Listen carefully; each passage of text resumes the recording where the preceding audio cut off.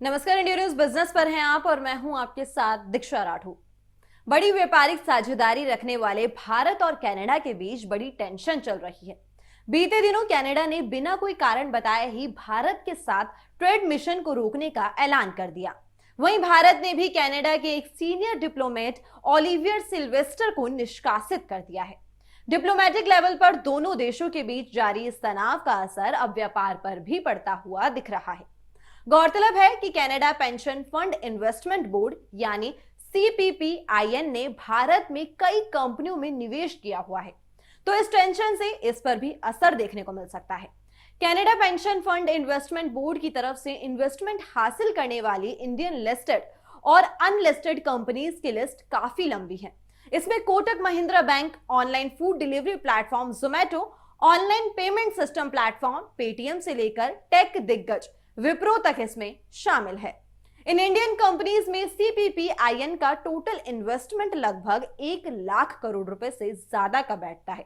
एक रिपोर्ट में Canada pension fund and investment board के निवेश का डेटा पेश करते हुए बताया गया है कि भारतीय बैंकिंग सेक्टर में बड़ा नाम कोटक महिंद्रा बैंक में सीपीपीआईएन ने बड़ा इन्वेस्टमेंट किया है। इस बैंक में इसकी 2% से ज्यादा की हिस्सेदारी है और इन्वेस्टमेंट का आंकड़ा बैंक के शेयर होल्डिंग पैटर्न के मुताबिक लगभग 9,500 करोड़ रुपए के आसपास है। इसके अलावा प्राइवेट सेक्टर के आईसीआईसीआई बैंक को भी कनाडा पेंशन फंड से इन्वेस्टमेंट मिला हुआ है।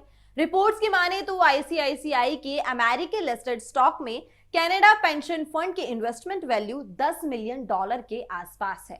वहीं online food delivery platform Zomato में कनाडा पेंशन फंड की तरफ से जो इन्वेस्टमेंट किया गया है, जून तिमाही के शेयर होल्डिंग पैटर्न के मुताबिक फंड के पास जोमैटो में करीब 2.37% की हिस्सेदारी है और इसकी कीमत करंट शेयर प्राइस के हिसाब से लगभग 2,078 करोड़ रुपए होती है। बात करें पेटीएम की तो विजय शेखर शर्मा के नेतृत्व वाले ऑनलाइन पेमेंट सर्विस मुहैया कराने वाले प्लेटफॉर्म पेटीएम भी उन कंपनियों के लिस्ट में शामिल है जिसमें सीपीपीआईएन ने निवेश किया हुआ है।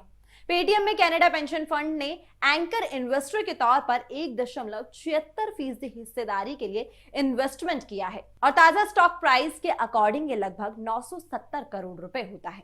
वहीं टेक सेक्टर में भारत समेत दुनिया भर में डंका बजाने वाली दिग्गज कंपनी इन्फोसिस के अमेरिका में लिस्टेड शेयर्स में कनाडा पेंशन फंड ने लगभग $22 मिलियन का इन्वेस्टमेंट किया हुआ है। वहीं टेक सेक्टर की एक और बड़ी इंडियन कंपनी विप्रो में फंड की इन्वेस्टमेंट वैल्यू करीब अमेरिकी लिस्टेड शेयर्स में लगभग $11.92 मिलियन है।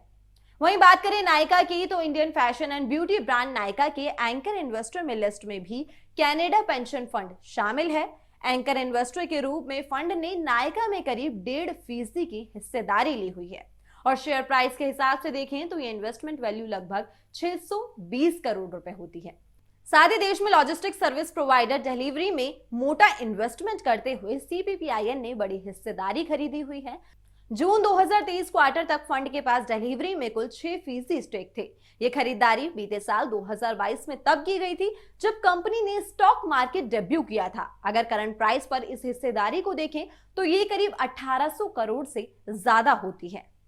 इंडस टावर, इस कंपनी में भी कनाडा पेंशन फंड ने इन्वेस्टमेंट किया है और 2.18% हिस्सेदारी के अकॉर्डिंग इन्वेस्टमेंट वैल्यू 1000 करोड़ रुपए से ज्यादा बैठती है।